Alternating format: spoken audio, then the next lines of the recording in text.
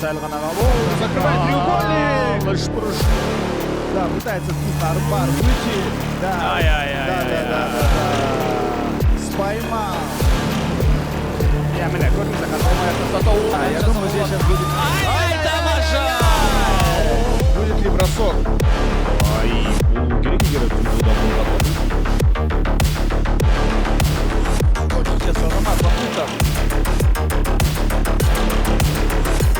Вроде не сильно так плотно закрыт. 10 секунд остается.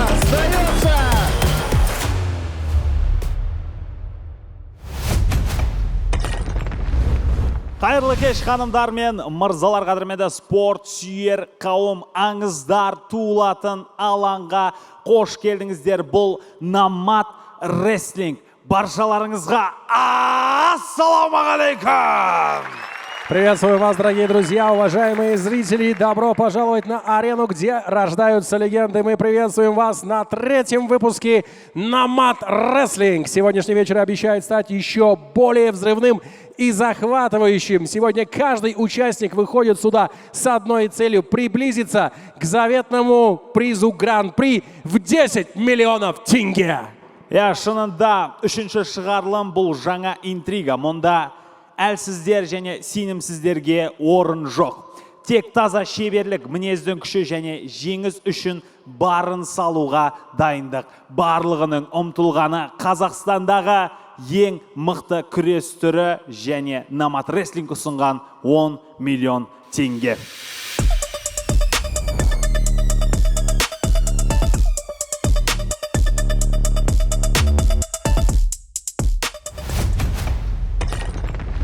Құрметті ағайындар, турниріміздің төрешілерімен таныс болыңыздар. Бас төреші Дабыл Абдулла. Төрешілер Дамир Садыров, Тамирлан Ақтанов, Аңсар Мелс, Бимухан Мейрлен. Комментаторлар Айбек Сайлау, Дидар Сарбас және турниріміздің бас дәрігері Асхат Зулқарнайұлы. Олай болса, біз көп соспаймыз. Намат Рестлинг. Біз бастауға дайынбыз.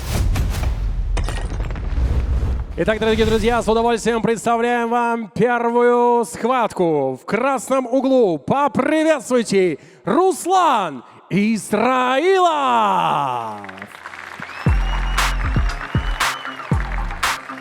Армысыздар, қадірменді көрермендер, бұл Намат Рестлинг үшінші түсірілім. Алла, сіздерге қызмет ететін комментаторлар мен Айбек Сайлау және менің әріптесім Дидар Мұхамедқалиев. Бүгінгі бәсекеде алғашқы айналымнан сүрінбей өткен Руслан Исраилов. Руслан Исраилов является легендой казахстанского джиу-джитсу. Когда он стал легендой? Когда он стал чемпионом азиатских игр. Он принес в нашу страну золотую медаль. Он поднял наш флаг на мировой арене.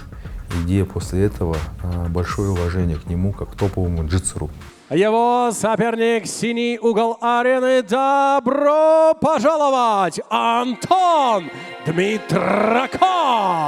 Және оның қарсыласы Антон Дмитраков. Қадірмен көрермендер 120 келі салмақ дәрежесінде өнер көрсетеді.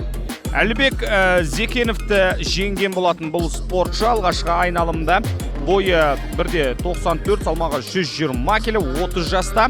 Ал Руслан Исраилов болса 29 жаста, салмағы 92 келі, бойы 1.80.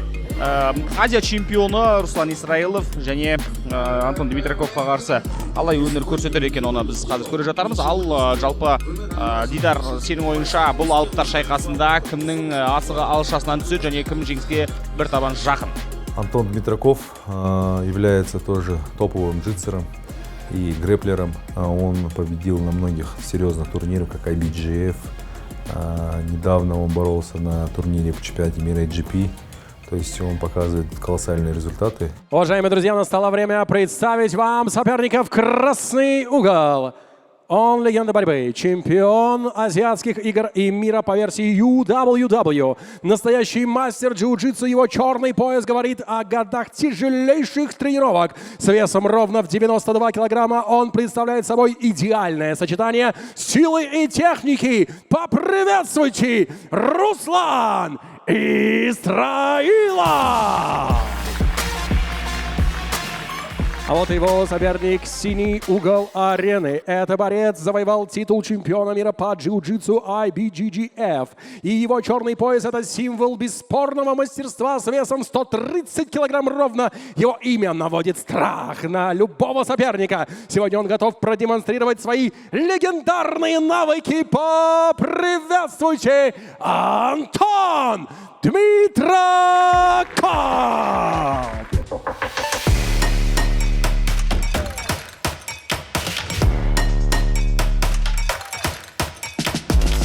Мы желаем спортсменам удачи. Ваш рефери на арене Бимухан Мирлан. Нас ждет Пожали руки. очень крутая схватка двух джитеров. Слушаемся команды Один из них рефери. прошел в первом раунде джудоку, второй прошел самбиста. И теперь, причем очень быстро они это сделали в первых раундах. Теперь, я думаю, когда два джитера столкнулись друг с другом, мы увидим очень красивую борьбу. Я думаю, даже экстра раунд будет очень-очень красивым. Иә, енді екеуі де бір-біріне өте ұқсас джиу-джитсу және грэпплинг. Жалпы бұл жерде енді джиу-джитсу болғандықтан қазір көріп жатармыз. Бұл жерде кимоно болғаннан кейін, дзюдоки болғаннан кейін ауырту әдісін жасау өте көп амалдар бар. Және алғашқы айналымда Руслан Исраилов Бегар Садуақасты 1 минут 01 секундта жеңсе, ал оның қазіргі қарсыласы Антон Дмитраков 31 секундта Әлібек Зекеновті жеңген болатын. Осындай ақпарат бар бізде. Және қазір И теперь-то схватки быстро не закончатся. Тут оба мастера сабмишенов и будут, если атакуют, то уже примерно предполагаем, его соперник будет знать, как защищаться.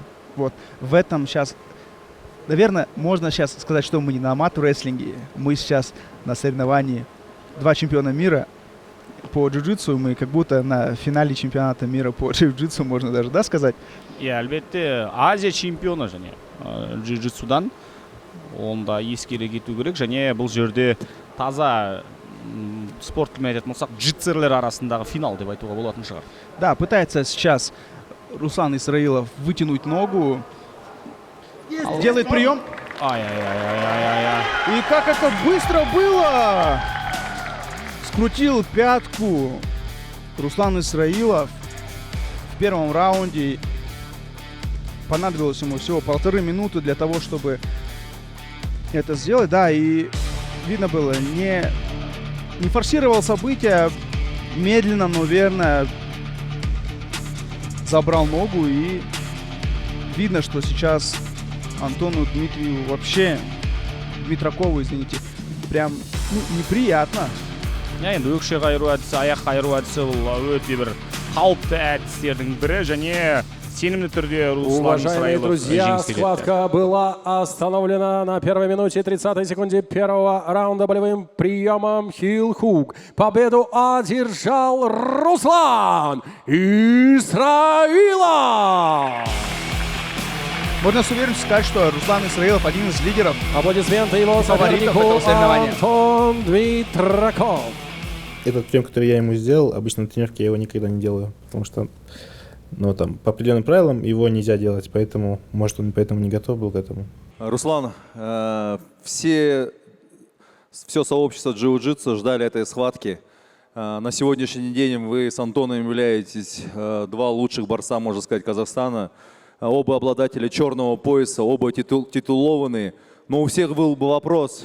Разница в 30 килограмм. Все равно шансы были у Антона. Что произошло? Ты также настраивался. Как ты к этой цели пришел? Ну, мы с Антоном друг друга хорошо знаем. Вместе на соревнования готовимся, вместе тренировались, поэтому друг друга очень хорошо знали. То есть вы раньше боролись, до этого побеждали вы Антона или как было? Ну, мы на тренировке постоянно боремся, поэтому друг друга хорошо знаем. То есть на тренировке вы его побеждали? По-разному. Он меня, я его. На официальных соревнованиях вы впервые его победили? Второй раз. Руслан, поздравляю. Здесь все вот твои фанаты, они болеют за тебя. Они думают, что ты сегодня будешь победителем. Желаю тебе удачи. Проходи на следующий круг. Антон, как так вышло? Может, я думал, ты сегодня именно настроишься на турнире и одержишь победу над Русланом. Вы оба являетесь тренером. ты тренер нашего клуба КТТ Топ Тим, но сам Руслан Исраилов также выходил с данного клуба. Он сейчас является главным тренером в клубе АИГА. И настраивался ли ты на победу, или ты сразу вышел, думал, что ты проиграешь? Как это так? Ну, конечно, нет, настраивался на победу, само собой. Смысл просто так выходить. Вот. Уже там в моменте понимал, в принципе, что он заходит на пятку, почти вытащил колено, но из-за того, что в кимоно, как правило, с пятками мы не боремся, вот, и тяжело защищаться в такие моменты именно в куртке от пяток. Поэтому, собственно, не успел, вот, чуть попался. Ну, бывает, что сказать. Это можно объяснить тем, что во время атаки болевым хил-хук, который называется атакой пятки, при схватке в ноуги, соответственно, в рашгарде, в грэпплинге, можно легко изворачиваться, выкручиваться и, соответственно, защищаться. Но в кимоно создается трение между одеждой, что не позволяет человеку вытащить свою ногу, и оттуда он просто остается в безвыходной позиции, и оттуда ломается или рвется крестообразная святка. Соответственно, поэтому у нас очень быстро закончилась эта схватка. Спасибо, Антон. Я думаю, ты к следующему турниру уже подойдешь по всему, совсем по-другому. Подготовишься как раз-таки, будешь работать над ошибками. Но мы в тебя верим. Спасибо тебе за участие. От нас такой подарок в размере 100 тысяч тенге от нашей борцовской лиги. Спасибо. Құрметті ханымдар мен мырзалар, парламент мәжілісінің депутаты, Республика партиясының төрағасы Қожаназаров Айдарбек Асанұлына біздің турнирімізға басты қолдау көрсеткен үшін өз алғысымызды білдіреміз. Иә, құрметті көрермендер, үрдіске айналып кеткен дүние бұл. Мақсат Сәкенұлы осы тұста жеңілген балуанға да 100 000 теңге ақшалай сыйлық беріп шығарып салады. Да, а пока смотрим повтор, хотел бы выразить большую благодарность Нурбанку за содействие и партнерство. Нурбанк – это банк с 30-летней историей, предлагающий полный спектр финансовых продуктов и услуг бизнесу и населению, помогая им реализовывать свои мечты и двигаться к новым высотам. Партнерские отношения, уважение и индивидуальный подход – это ценности, которые для Нурбанка всегда на первом месте. Да, вот она, скрутка, пятки. Оказывается, борцы друг друга очень-очень хорошо знают, выходцы из одного клуба. Осыған дейін де белдескен екен.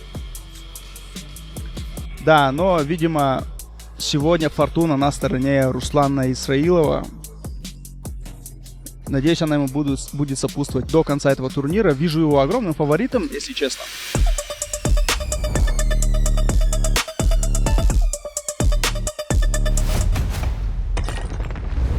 Сонымен құрметті спорт сүйер қауым, біз әрі қарай жалғастырамыз. Келесі айқаста сумо және дзюдо күрес түрлерінің шеберлері дәл осы кілемде тоғысатын болады. Олай болса, палуандарымызды ортаға шақырамыз. Қызыл бұрышта қарсы алыңыздар.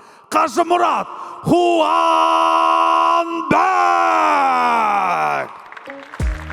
И вот на ваших экранах Хажимурат Куанбек. Не смогли мы увидеть его первую схватку, так как соперник не смог явиться на соревнования из-за полученной травмы. Хажимурат Куанбек, представитель сумо, очень интересный вид спорта. Очень интересно нам посмотреть, как здесь он себя покажет, какие преимущества у сумо над другими видами спорта, над другими видами борьбы. Я прям в предвкушении, это будет его первое появление и единственный представитель сумо. Это казах, который учился долгое время в Японии, учился в той академии и выступал на соревнованиях по сумо в Японии. То есть он сегодня, думаю, покажет красивую борьбу. Жасым 20-да ғана, әлі болашағым алда, ақша бәрі ол келеді деп ойлаймын.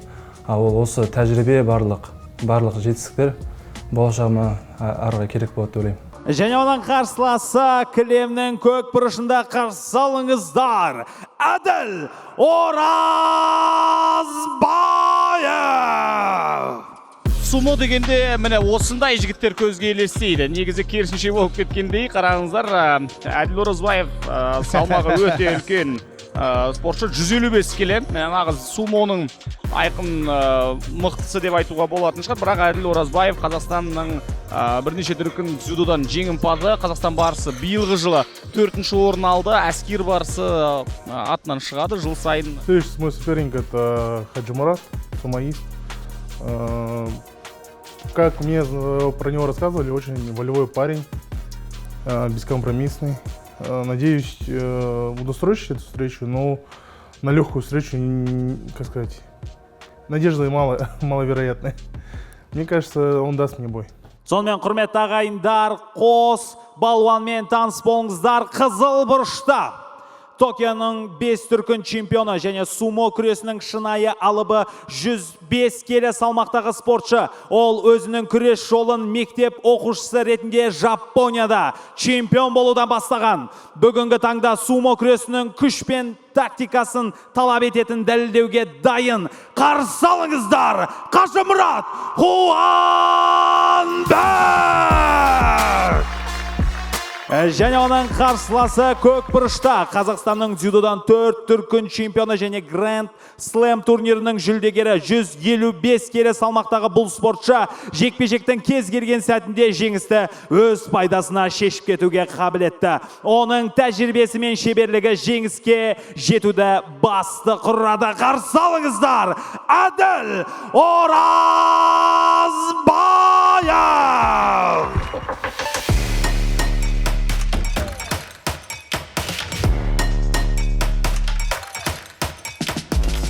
Рефери Беймұхан Мейрлен. Рауан Дулат барлығын дұрыстап таныстырып өтті. Бірақ десек те қазір қалай болар екен? Дзюдо күресінің майталманы үстінде киімі жоқ сумо күресінің шеберіне қарсы өнер көрсететін болады. Бойы едәуір ұзын, көріп отырғандарыңыздай. И видим, что Қажымұрат Қуанбек берет разгон, я думал, он берет. Слушайте, но мы не знаем, вдруг у него есть хороший бэкграунд в каких-то других единоборствах, может быть, в том же грэпплинге. Белбеуіне жетуге тырысады қазір Әділ, бірден белбеуге жетуге тырысады. Обязательно, обязательно, потому что все броски в сумо через тамаша, такой хороший бросок. Және қазір 3 секунд ұстап жатса, жеңіс бере ме? Интересный нюанс. Қазір дзюдодағындай қозғамай ұстап 3 секунд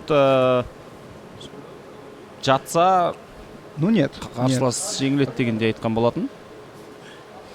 Два казаха представляют два традиционных японских вида спорта, причем кардинально разных. Удивлен, что в нашем соревновании здесь сегодня имеется представитель сумо. И да. Меніңше қазір толық бақылауында ұстап жатыр ғой. Но, смотрите, нету каких-то активностей. Я думаю, здесь, наверное, Адилю Оразбаеву должны дать, наверное, предупреждение о том, что, видите, вот идет отчет. Здесь должно быть какое-то активное действие.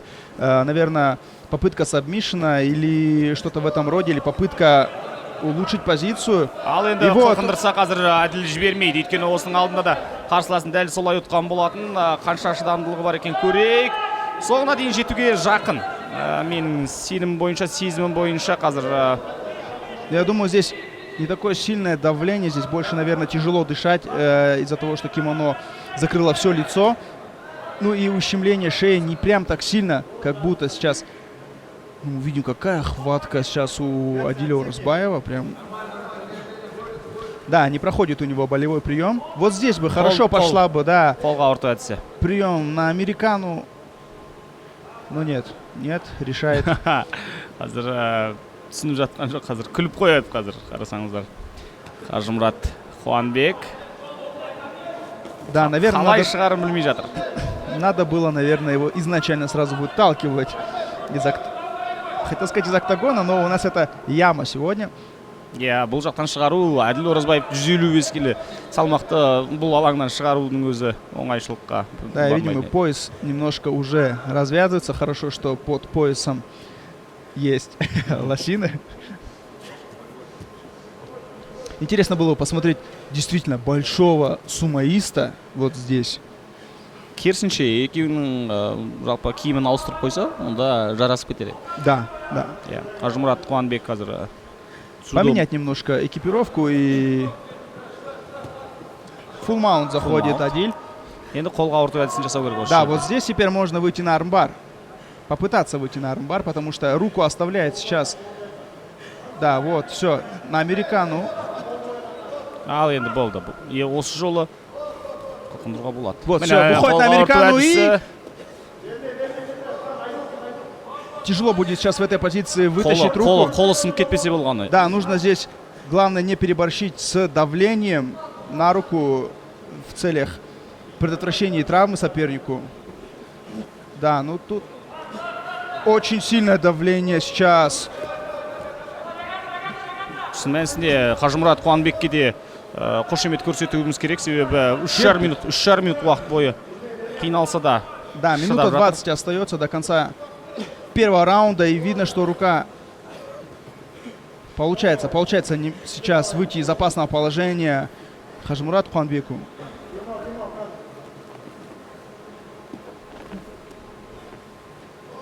Да, теперь Енді бүкіл денесімен бетін жауып тастап қылқындырмақшы. Да, здесь теперь всем Оңай весом емес, оңай давит. емес. 50 келі айырмашылық та бар бұл екі жауынгердің арасында. Ауыр демалып жатыр, ауыр И демалып слышим, жатыр. да, как очень тяжело дышит. Да, теперь идет треугольник рукой. Здесь надо, наверное, теперь выйти из позиции Адилева Разбаева, выйти да, и уйти в бок, чтобы давление было максимальным. 30 секунд остается, успеет ли? Здесь нужно, наверное, еще правильно защититься. Қажымұрат Қуанбеку руку поставить к уху, чтобы защититься, чтобы давление на шею не было таким сильным. Но и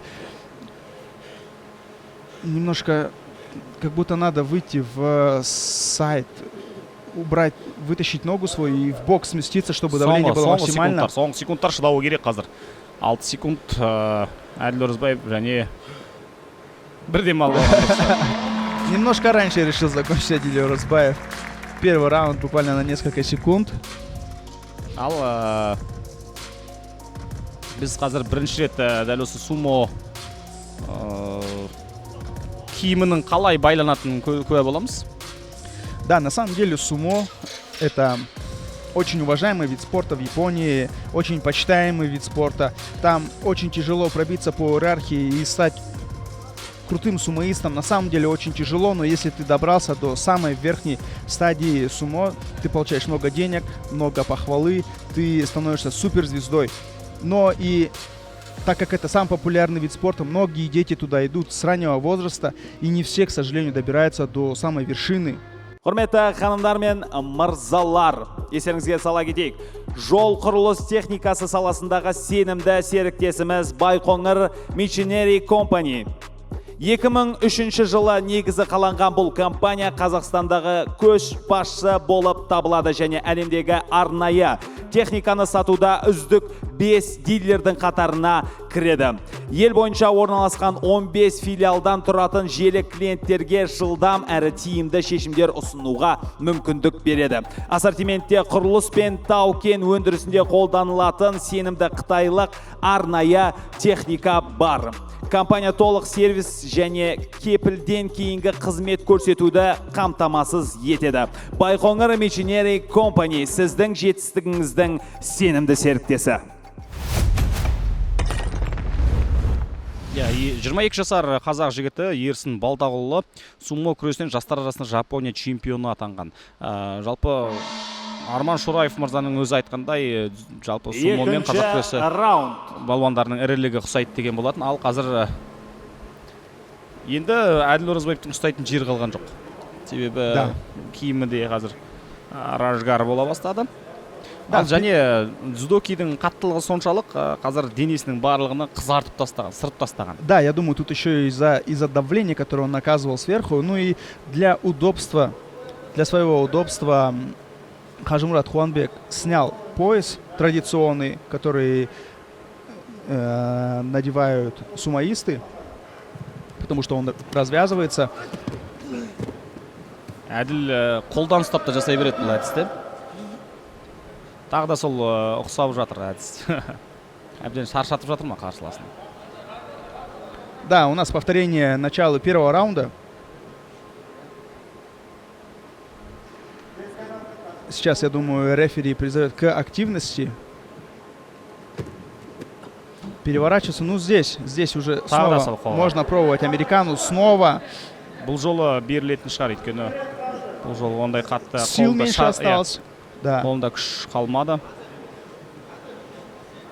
Да, здесь немножко... Дұрыс жасап жатқан жоқ. Да, как будто немножко надо вывернуть руку, чтобы... Қолға ұртып әдісі, енді әділдің қолын қарасаң, осы көп жігіттердің санымен бірдей ғой. Вот, теперь правильно схватил американу и...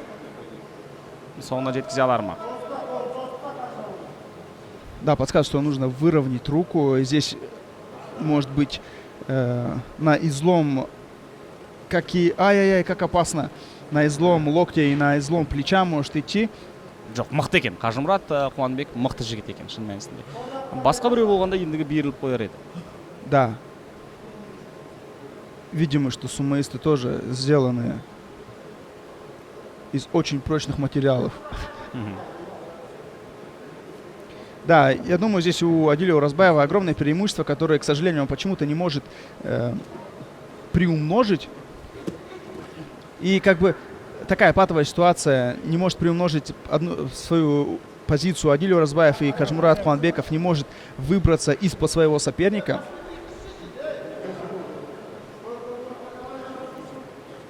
И что тут придумывает, смотрите, Кажмурат. Я подумал, что он захочет сейчас сделать один из разновидностей треугольника. Замечание получает сейчас Адиль Уразбаев за пассивность. И снова американо. Ай-ай-ай, осы бір ескертуді күтті ме? Да. Осы бір ескерту ашуына тиіп жүрген сияқты Әділдің алдыда қолын жылдам қайырып тастады. Как будто он в этот раз уже понял, что надо сделать быстрее, резче и прям на излом прям взял. Бағанан бері жаны ашығандай болып көрінген. Да. Знаете, я побоялся, у него уже хрустели суставы. Я побоялся ему сделать травму, ну, получается, я понял, в чем моя ошибка была уже это во втором раунде. Когда я понял, что нужно руку было прижать и сделать, ну, рычаг поплотнее. Ну, то есть сделать болевой именно на плечо. Не на сам, получается, не на сам локоть, а именно на плечо. Сындырып қоймайын баланың қолын деген секілді. Бірақ қараңыздар, денесінің барлығы сырылып, қырылып кетсе де, соңына дейін шыдас берген. Шын мәнісінде Қажымұрат Қуанбек жігіт екен. Ал егер осының алдында Қажымұрат жеңіліп қалған жағдайда Ерсұлтан Мұзапаров қатысатын болса, Ерсұлтан Мұзапаров пен Әділдің жекпе-жегін тағы да бір тамашалайтын еді. Ол жолы қазақ күресінде, ал бұл жолы намат секундында американы ауырту әдісімен жеңіске жеткен көкбұрыш Әділ Уразбаев!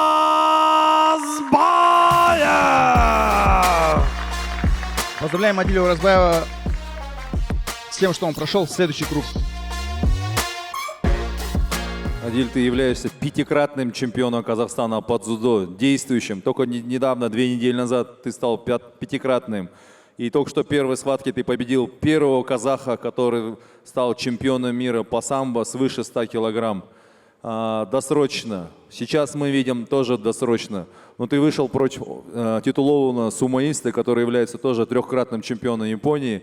Почему многие здесь зрители думали, что это все закончится в первом раунде, но он борец из сумо представителя, он дал тебе такой хороший бой. Или ты так специально настраивался, или на экстра раунд? Что произошло? Спасибо большое. Ну как, экстра раунд против именитых борцов никогда не бывает просто. Плюс еще у моего оппонента был очень высокий болевой порог.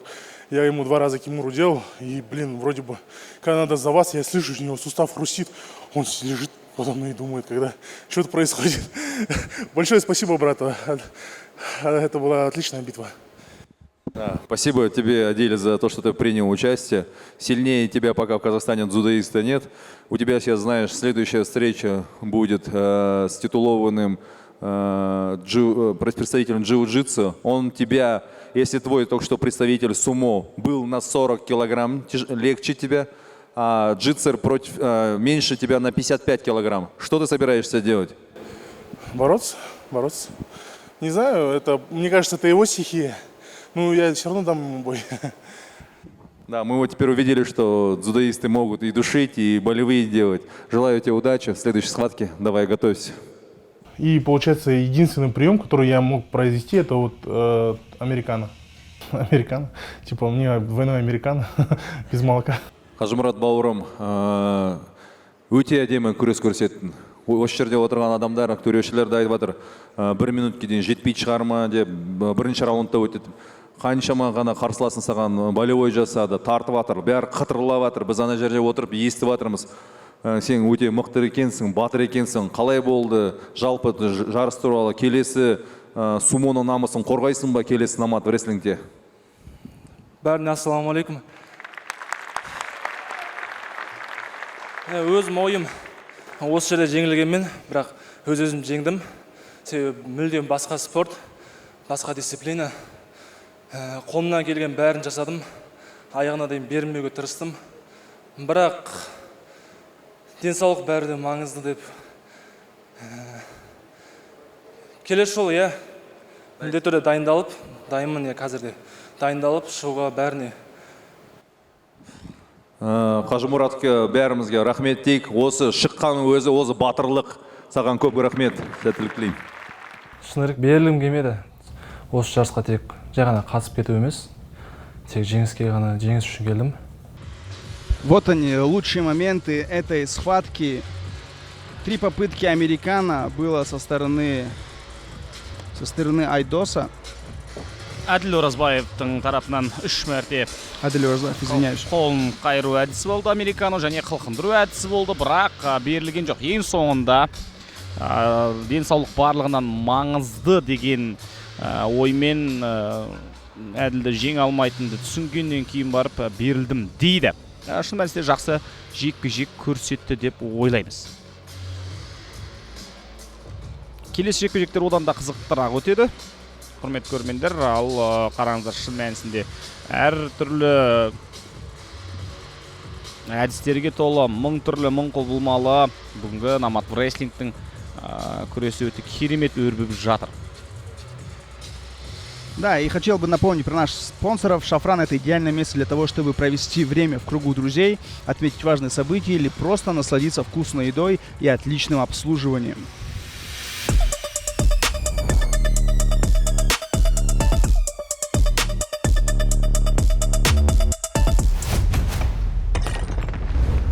Уважаемые зрители, Nomad Wrestling Гран-при продолжается, и на арену добро пожаловать Багдауляд Абызов!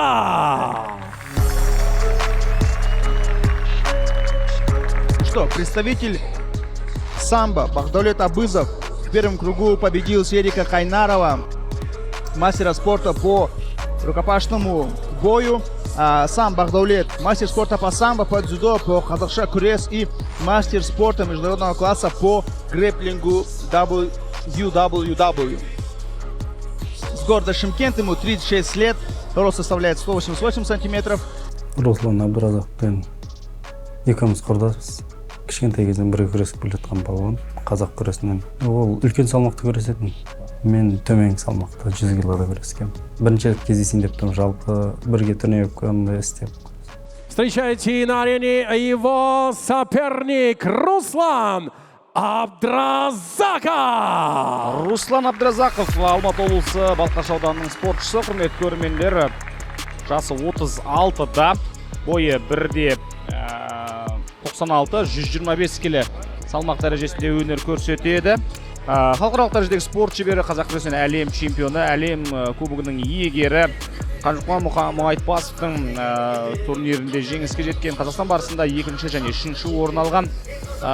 Жалпы соңғы жылдары жарақатына байланысты сәл қиындықтар көріп жүрген. Русланның жарақаты бар, сол жарақаттан айыққан ба жоқ. Внимание, представление соперников красный угол. Он чемпион по самбо и обладатель серебра мирового чемпионата по грэпплингу.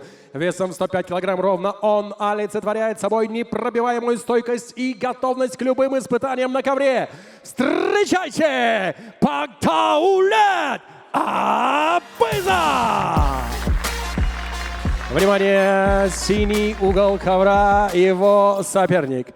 Победитель казах күресі на мировом уровне. Он известен как один из сильнейших бойцов с весом 120 килограмм. Серебряный призер Алем Барасы и мастер спорта международного класса. И сегодня он здесь, чтобы завоевать еще одну победу. Поприветствуйте, Руслан Абдразақов!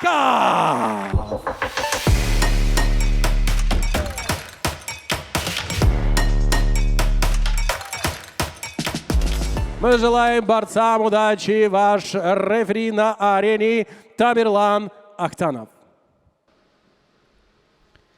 Бақдәулет Абызов алғашқы жекпе-жегінде Серік Қайнарбаевты жеңген болатын. Жауынгерлік жекпе-жектің шеберін Алматы қаласының енді екінші Алматы қаласының спортшысымен жолығып жатыр. Бақдәулет Абызов, Руслан Абдразақов арасындағы жекпе-жек. Бақдәулет Абызов самбодан спорт шебері, дзюдодан қазақ күресінен де спорт шебері. Және UWW гриплинг тұжырымы бойынша халықаралық дәрежедегі спорт шебері. Да, интересное противостояние самбо против казахша күрес по правилам намада рестлинга. Және Бақдәулеттің гриплингтен де халықаралық дәрежедегі спорт екенін ұмытпайық. Сондықтан бұл қазақ күресі болғанда онда мүлдем әңгіме басқаша болар еді. Ал қазір қалай боларын дәл осы татаминың төрінде көре жатармыз.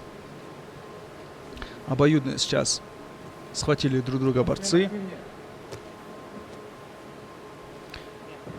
Разница в весе составляет порядка 20 килограмм. Причем представитель казахша күрес Руслан Абдразаков тяжелее своего оппонента.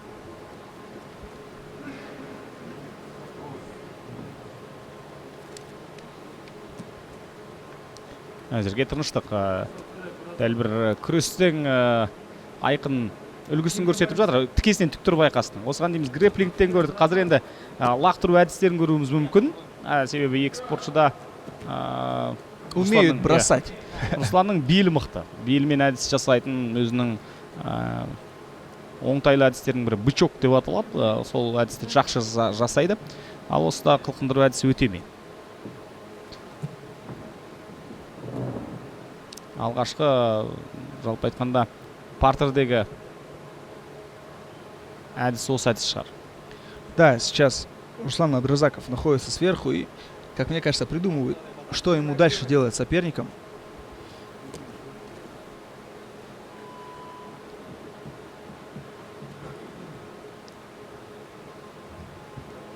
Ну и Бақдәулету Абызову нужно сейчас выбираться из этой ситуации. Думаю, судья сейчас снова скажет, чтобы... Жоқ, бұл жерде Руслан қазір кимоносымен қылқындыру әдісін жасауға тырысып жатыр. Сондықтан да, с этого ракурса, конечно, чуть-чуть не видно. Да, судья снова призывает к активности обоих спортсменов. Енді қолын жіберді екі спортшы. Да, отпустил захват.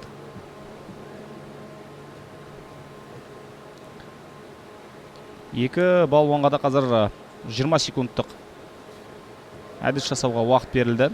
Ал бұл жерден абайлау керек. Себебі қазір кез келген сәтте Бақдәулет аяққа өтіп кете салатын спортшы қазір. Грэплингтен қатысы бар ғой енді десекте. Да, и сейчас представитель казахша күрес как будто, ищет моменты и думает, так, что мне с тобой делать? Аяғын бермеу керек. Екеуі бір-біріне күліп қояды. С опенгарда сейчас хочет начать Бақдәулет Абузов. Хорошая попытка протереть канвас. Буквально чуть-чуть протащил за собой Руслана Абдразаков Бақдәулета Абузова. И что здесь сейчас? Почти в том же положении, в котором он его и отпустил. Прихватывает ногу. Так, пока непонятно для чего. Он пытается взять отворот. Пытается схватить отворот сейчас. Но Бақдәулет Абузов не дает. Переворачивает сейчас представитель казахша күрес своего соперника. Да, и отходит.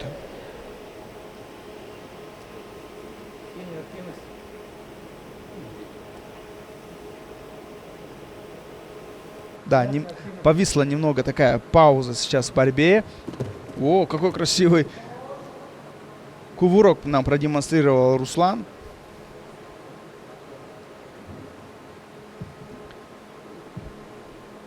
Да, и вот тот камень преткновения, когда нужно делать приемы, а на приемы как выйти, пока не знаешь. При этом нужно все время показывать свою активность. Пробую Ал сейчас... осы жерде қылқындыру әдісі бола ма? Жоқ, болмайды. Да, пробую сейчас задушить, но там и времени мало, и в принципе технический прием не особо исполнен. Иә, бұл жолы енді аяғын орап алып, керісінше тарту керек еді. Сол кезде басы қисайып мүмкін оның өзі. Да, что-то вроде дартс-чоука должно было получиться, но это тут, конечно, да. Алғаш раунд аяқталды. 2 минут уақытта Внимание, демалысқа. первый раунд завершен. Аяғын ақсап басып келе жатыр қазір. Бір аяғын ақсап басып келе жатыр. Да, видно, что Багдолет Абузов, видимо, повредил ногу. У него есть 2 минуты для того, чтобы восстановиться, как и у его соперника. Ұйымдастырушыларға қарасаңыздар, әйгілі Ван Дамның фильміндегі музыканы қосып отыр. Бұл да бір номад рестлингтің бір ерекше бір көзқарастары шығар. Выражаем большую благодарность Нурбанк за содействие и партнерство. Нурбанк – это банк с 30-летней историей, предлагающий полный спектр финансовых продуктов и услуг по бизнесу и населению, помогая им реализовать свои мечты и двигаться к новым высотам. Партнерские отношения, уважение и индивидуальный подход – это ценности, которые для Нурбанк всегда на первом месте. Екінші раундта қазір Багдолет аяғын ақсап шыққанын байқауға Внимание, болады. второй раунд. Енді әрмен қарай қалай болар екен, көрейік. Аяққа өтуге тырысып жатыр, аяғынан теуіп жіберді басынан. Да, уверен, не специально это сделал боец. Тем не менее, сейчас нужно дать время на восстановление. Ал дәрігер бар бізде, дәрігер ол Зұлқарнайұлы. Да, Асхат Зұлқарнайұлы. Дәрігер ретінде де өнер көрсете береді, катман ретінде де шыға береді, сондай 8 қырлы, 1 сырлы. Осы жерде хайкик деп айтуға келер ме екен жоқ. Да, это, наверное, в карате бы это назвали Ароши Каката. Да, Асхат Зұлқарнайұлы обслуживает все турниры номада, все турниры по ММА. Очень опытный специалист. Я думаю, сейчас он быстро приведет в чувство Руслана Абдразакова. Да, он даже чуть-чуть поулыбались.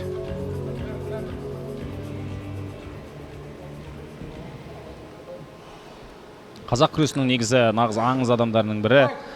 Қаншама жыл мықтылармен күресті. Айбек Нұғымаров сынды, Бейбіт Стыбаев, Мұхит Тұрсыновтармен күрескен Руслан Абдразак қазіргі жарақаты. Затягивает в гард. Ескерту қазір. Да, но это не по правилам. Әдіс бойынша бастау керек. Да, дает сейчас. По правилам нельзя выходить, надо с броска выходить. Замечание красному борцу. Екеуі де түсінбей қалды, кімге ескерту беріп жатқанын. Да, немножко в недоумении посмотрели только что на рефери оба спортсмена, но Багдолет Абузов получает предупреждение за то, что без броска поменял позицию, да, получается? Иә. Грэплингтің айқын үлгісін көрсетуге болмайды, отыра қалып күресуге. Бірінші әдіс жасау керек, одан кейін барып жалғастыру керек. Да. Ал увидим ли мы во втором раунде от Руслана Абдразакова какой-нибудь амплитудный красивый бросок в стиле Казахша Крес? Опа! Да, подслушал нас немножко только что Руслан Абдразаков. И... Қазақ күресі болғанда таза жеңіс береді. Да. И на армбар сейчас пытается выйти, не получается. Қараңыздар, қазір көп күш. Закрывает треугольник Багдолет Абузов. И хватит ли у него сил сейчас? И сразу на армбар и сдается Руслан Абдразаков. Көп күшін әдіске беріп қойды. Өзі әдісті бастады, өзі лақтырды, және сол лақтырғаны өзіне қарсы болып шыға келді, қараңыздар. Да, много сил потратил Руслан Абдразаков на бросок, и Багдолет Абузов этим воспользовался. Очень быстро закрыл треугольник и еще при этом выходил на излом руки. Да, и тем самым одерживает победу досрочную, уже вторую свою победу в этом соревновании и становится ближе к 10 миллионам тенге. Уважаемые дамы и господа, во втором раунде на первой минуте 30-й секунде удушающим приемом треугольник победу одержал Багдаулет Абызов.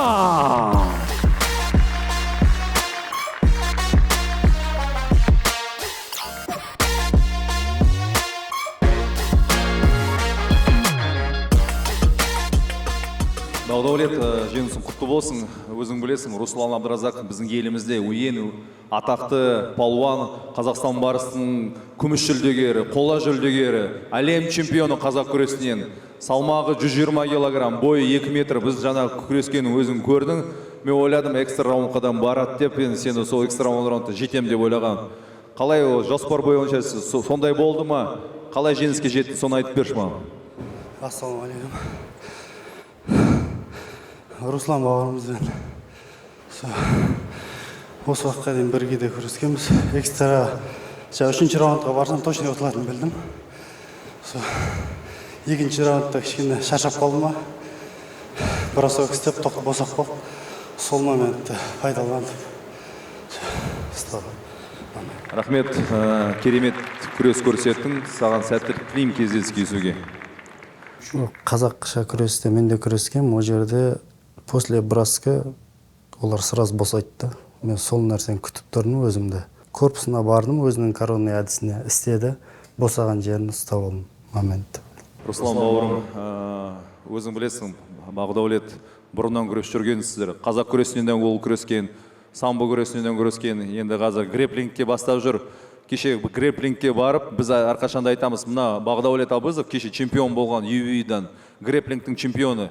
Біз айтамыз, ол қазақ күресінің палуаны. Қазақ күресінен шыққан, одан әрі самбодан күрескен, енді міне бүгін Намат реслингке келіп, сенен 30 килограмм төмен болса да жеңіске жетіп отыр. Не болып қалды? Неге болды?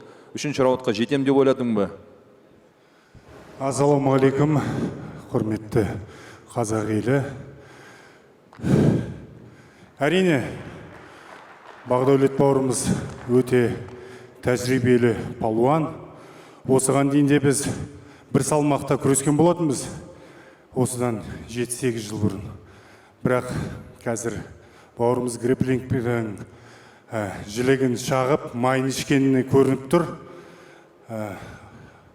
Сол бауырыма сәттілік, Алла қаласа осында келіп отырған барша көрермендер, қолдап келіп отқан баршаларыңызға рахмет. Осы күрес жалғасын тапсын. Бюджеті $1 миллион өссін. Баршаңызға сәттілік. $1 миллион болса бірінші орынға күресесізің бе? Әрине. Осыдан кейін мен Мақсат бауырымыз осы күнге дейін BJJ-ға шақырып жүрді, грэплингке де шақырып жүрді. Бірақ уақыттың ыңғайы келмей, партерде күресті толық үйренбегендіктен осы жеңіліске жетіп отырық қой. Бірақ енді шыңданып, мықты болып ораламыз енді. Сол, мәке.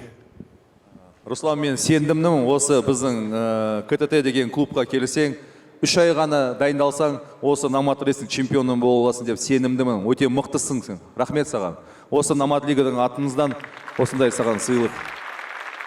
Но меня очень сильно удивило то, как очень грамотно контролировал игру сам Руслан Абдразаков. Это было очень стилистически правильно, то есть стратегия была выложена по полочкам, было сделано все очень четко. Но в моменте во втором раунде вы можете заметить, как он выполнял, можно сказать, бросок, амплитудный тейкдаун, да, то есть можно заметить именно технический уровень его подготовленности, то, что он на высшем уровне. Да, и повтор на ваших экранах. И знаешь, о чем я подумал? Только что после первого раунда Бағдаулет Абызов ушел на перерыв хромая и услышал эту музыку, всем знакомую музыку, и вышел и засабмитил своего соперника. Может быть, на него это все-таки повлияло. Да, вот он, тот самый треугольник.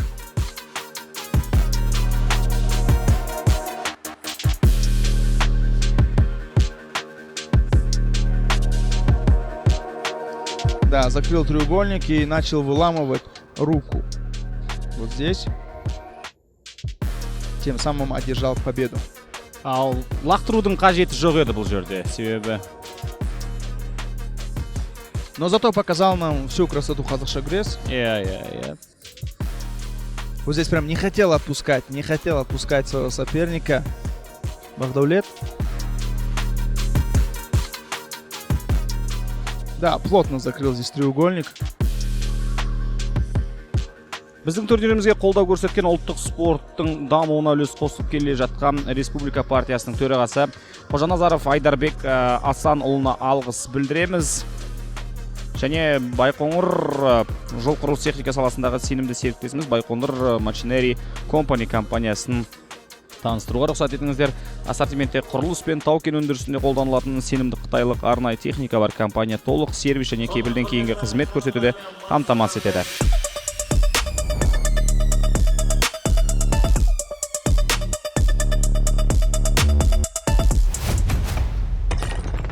Құрметті ханымдар мен мырзалар, парламент мәжілісінің депутаты, Республика партиясының төрағасы Қожаназаров Айдарбек Асанұлына біздің турнирімізға басты қолдау көрсеткен үшін өз алғысымызды білдіреміз. Сонымен құрметті ханымдар мен мырзалар, біз әрі қарай жалғастыруға дайынбыз. Олай болса, палуандарымызды ортаға шақыруға рұқсат етіңіздер. Қызыл бұрышқа қарсы алыңыздар. Ислам Мамилов!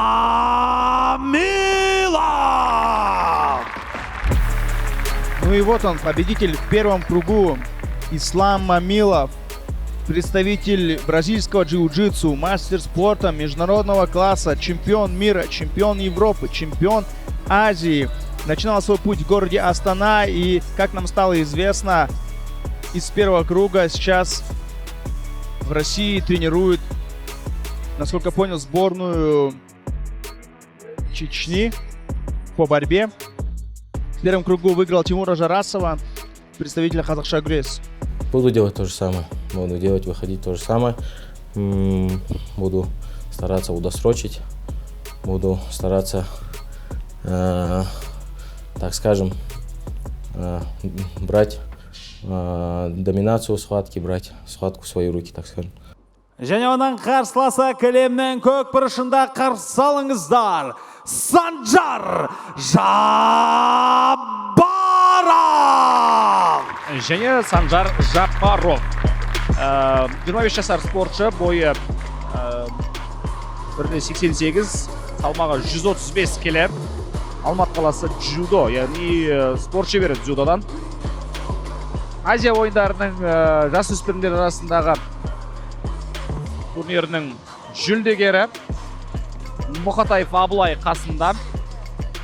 И какая же большая разница в весе? Как я уже сказал, борьба дзюдо в целом стилистически является более универсальной, поскольку присутствуют элементы партера. Также я бы сказал, что хорошая стойка, разнообразная. Поэтому я думаю, что просто нужно будет придерживаться механически своей борьбы. И его верх, его торс невозможно сделать сабмиш или болевой, или удушающий. Проблема у него будет только в ногах. Если он правильно будет сбивать атаку на ноги, защищаться правильно, то он может составить проблему многим борцам. Сонымен ханымдар мен мырзалар, палуандарымыз ортада. Олай болса, таныс болыңыздар, кілемнің қызыл бұрышында. IBJJF нұсқасы бойынша джиу-джитсудан әлем чемпионы, оның қара белбеуі ұзақ жылдар бойы қажырлы еңбектің нәтижесі. 83 келі салмақтағы ол жылдамдық пен техниканың иесі, жекпе-жектің әр әдісін шеберлікпен орындайды. Қарсы ал қазақ елі, Ислам Мамилов!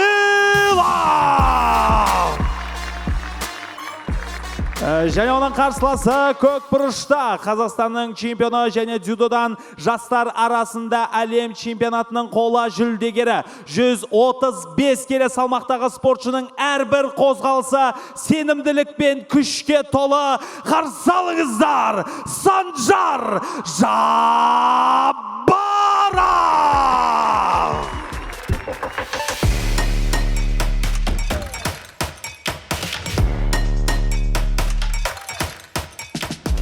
Рефери Тамерлан Ахтанов.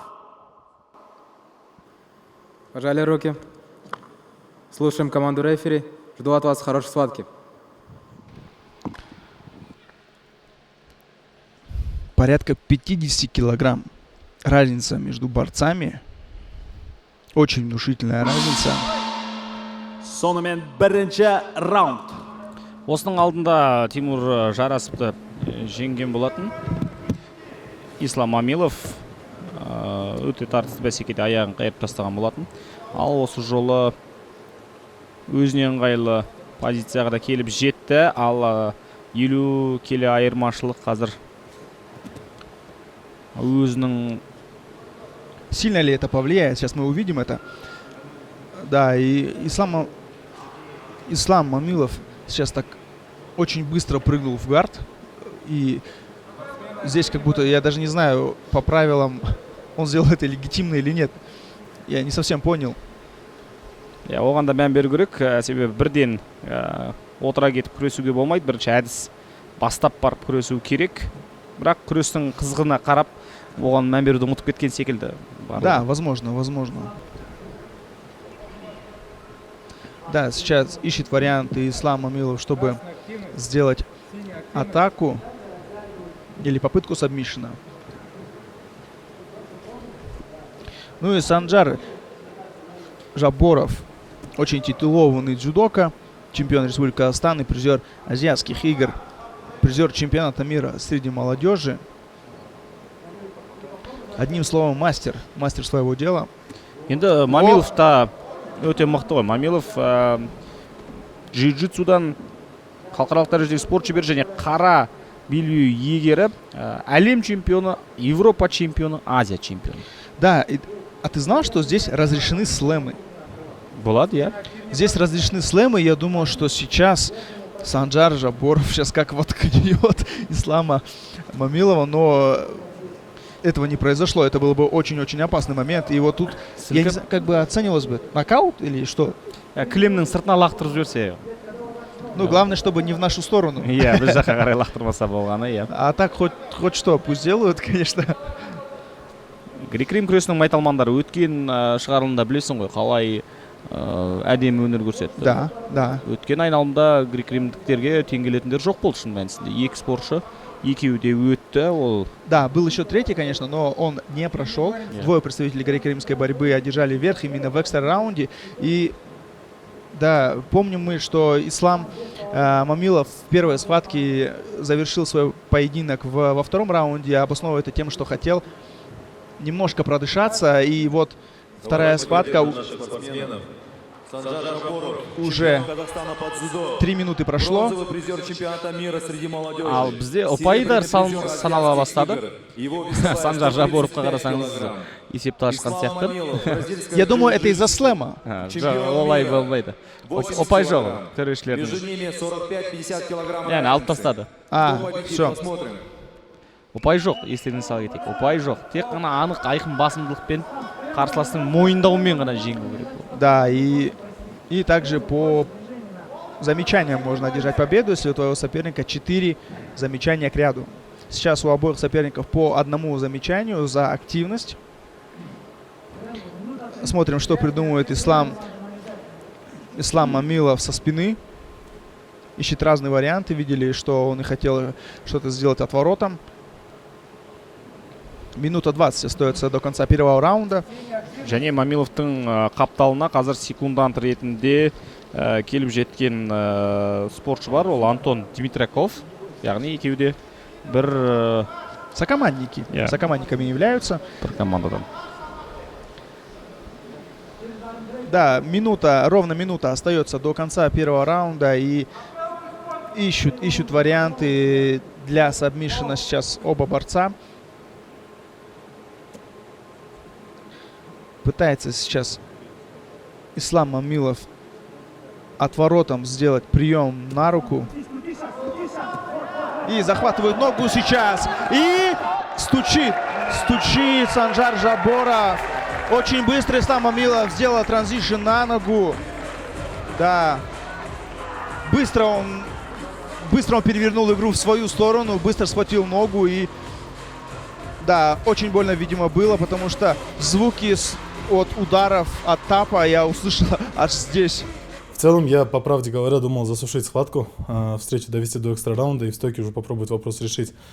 Потому что парень поменьше, чем я. В партере как бы это все нивелируется. Вот, я думал, что довести до стойки, и там будет гораздо было бы проще, я думаю. Сонымен ханымдар мен мырзалар, бұл айқас бірінші раунд 4-ші минуты 23-ші секундында тоқтатылды. Нибар ауырту әдісімен жеңіске жеткен қызыл бұрыштағы палуан Ислам Мамилов!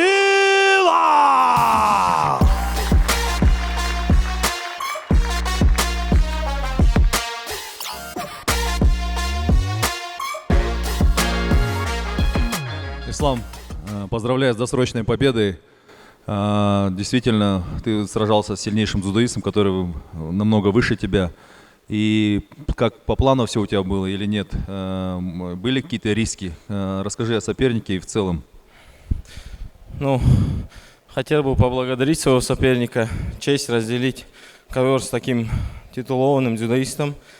Я сам базовый дзюдоист и примерно понимал, что мне угрожает, и старался раскачать его, заставить, чтобы он дал мне дистанцию, чтобы поймать его на какой-то болевой или на какой-то прием.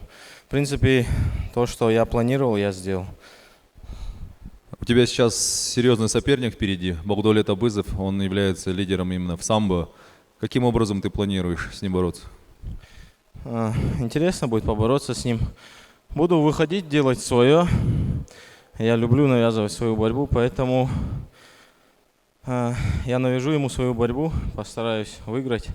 Там видно будет. Поздравляю тебя. Давай, готовься. Чем крупнее соперник, тем сложнее, я считаю, потому что физически он сильнее, и он блокировал всю мою работу в начале. И вот мне удалось подобрать к нему ключ, заставить его ошибиться и поймать его на этой ошибке. Вот. И удалось мне сделать болевой на ногу.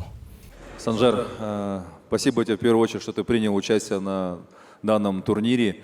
Ты к нам приходил в зал в КТТ, немного готовился по джиу-джитсу, грэплингу. И ты примерно понимал, что сегодня тебя здесь ждет. В целом, как твой настрой был, правильно ли все ты сделал или какую-то ошибку допустил, или ты собирался выиграть в экстра раунде? Да, я изначально планировал довести до экстра раунда, но схватка показала, что в партере еще большой пробел, нужно много работать, много учиться. Вот. Ошибки учтем, будем готовиться дальше.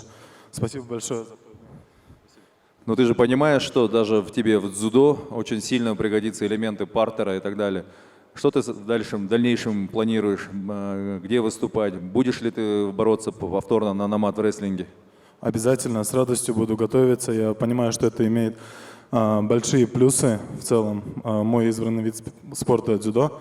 Там партер тоже занимает неотъемлемую часть схватки, поэтому обзавестись такими навыками будет 100% полезно.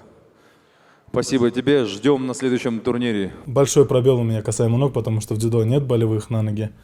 Поэтому у меня, не буду за других говорить, может где-то кто-то как-то корректирует эти моменты, но у меня большой пробел, это стоит признать. Да, и вот они повторы. Здесь мог бы быть слэм, но, к сожалению, Санжар Жаборов его не осуществил. И вторая уже победа Ислама Мамилова с сабмишном на ноги. И как будто здесь нужно держать ноги при себе, когда ты борешься с Исламом Мамиловым. Тоже один из фаворитов этого турнира. Будет интересно увидеть его с представителями джиу-джитсу.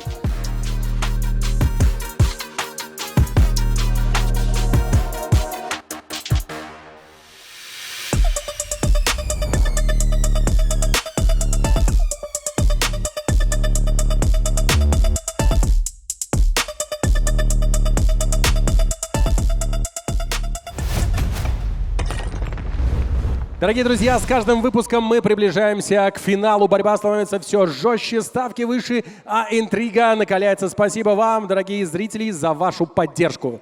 Сіздермен болған Намат Рестлинг лигасы әрбір шығарылыммен біз үлкен финалға жақындап келеміз. Күрес одан сайын қиындалып, бәсең жоғарлап, интрига қызып барады. Намат Рестлинг күрес кешінде кездескенше.